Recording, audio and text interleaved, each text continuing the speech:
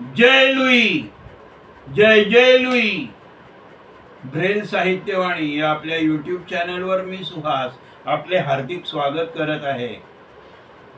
लेखक डॉक्टर राजीव शर्मा लिखित पुस्तक घरचा वैद्यचे क्रमशः वाचन करत आहे. मिरची. आजारी किंवा दुर्बल व्यक्ती मिरची खाणे पसंत करत नाही, पण निरोगी व्यक्तीने मिरचीचे सेवन करायलाच हवे, कारण हिच्या सेवनाने अंग उत्तेजित होऊन क्रियाशील होते. हिचा तिखटपणा झुंबत असल्याने माणूस वारंवार पाणी पितो किंवा साखर गूळ खातो.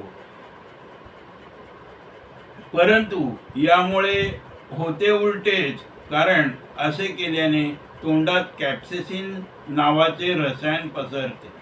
हिच्या प्रमुख प्रजातींमध्ये गाजर, नारंगी, शिमला मिरची, लहान मिरची म्हणजेच लवंगी मिरची, कोवळी मिरची, कच्ची मिरची, हिरवी तर पिकलेली लाल मिरची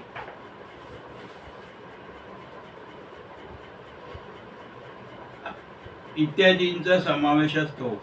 हिला अधिक दिवस ताजी टवटवीत ठेवण्यासाठी पॉलिथिनच्या बॅगेत बंद करून फ्रीजमध्ये ठेवली जाते. मिरचीचा उपयोग भाजी, सॅलेड, मसाले आणि लोणचे करण्याकरता तर होतोच, शिवाय वाळलेल्या मिरच्या अथवा भुकटी मसाला तयार करण्याकरता कामी येतात. हिचे सेवन केल्यास जीभ सुन्न होते, तर डोळ्यात पाणी येते, तसेच घाम येतो. म्हणून खूप तिखट लागल्यावर अथवा लोणच्यासारखी आंबट पदार्थ खाऊन आराम मिळवण्याचा प्रयत्न केला जातो. परंतु यापेक्षा थोडेसे दूध तोंडात घेणे चांगले असते, कारण दुधात असणाऱ्या चरबीत कॅप्सेसिनची आग कमी करण्याची क्षमता असते. हिच्या सेवनाने लाळस्राव आणि पाचक रसाच्या प्रमाणात वाढ झाल्यामुळे अन्न लवकर पचते, तसेच भूक वाढते.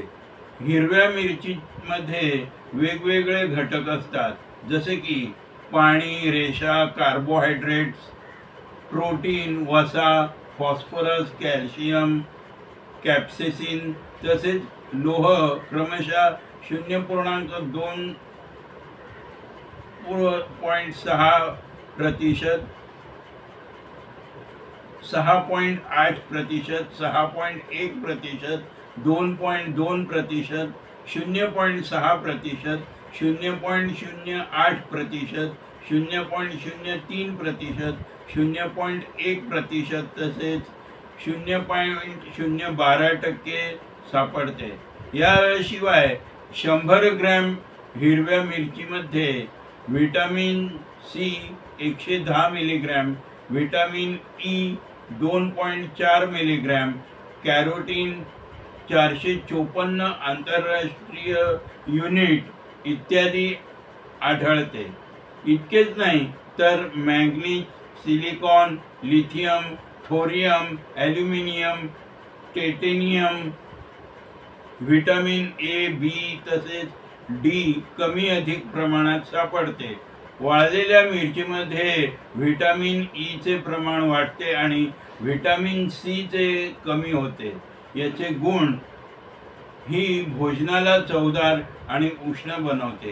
हिच्या सेवनाने पटकी, कॉलऱ्याची शक्यता कमी होते. आयुर्वेदानुसार ही अग्निदीपक तसेच पित्त, कफ, अरुची, व्रण व स्वरभेदनाशक आहे.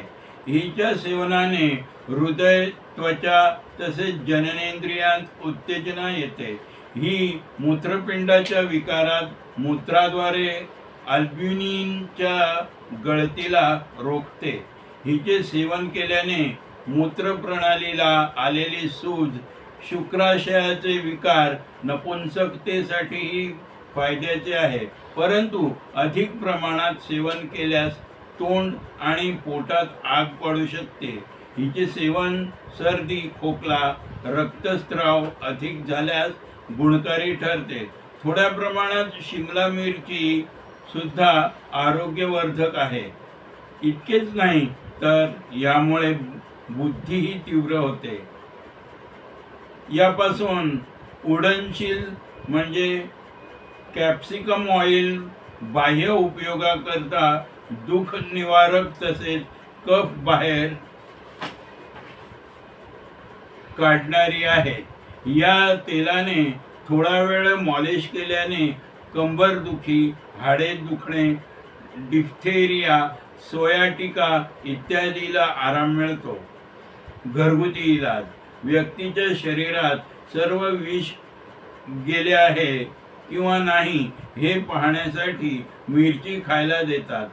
विषबाधा झाली असल्यास तिखट लागत नाही।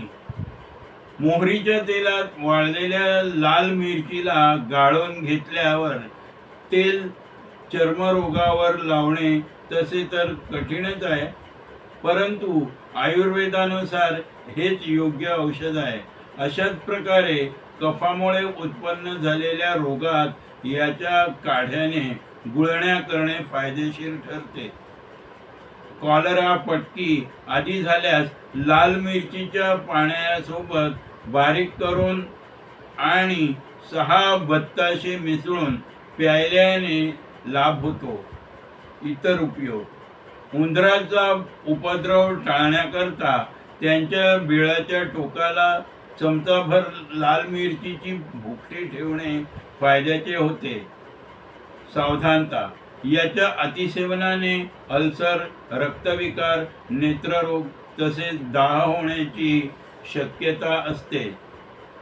येथे मिरचीबद्दलची ही माहिती संपन्न होत आहे।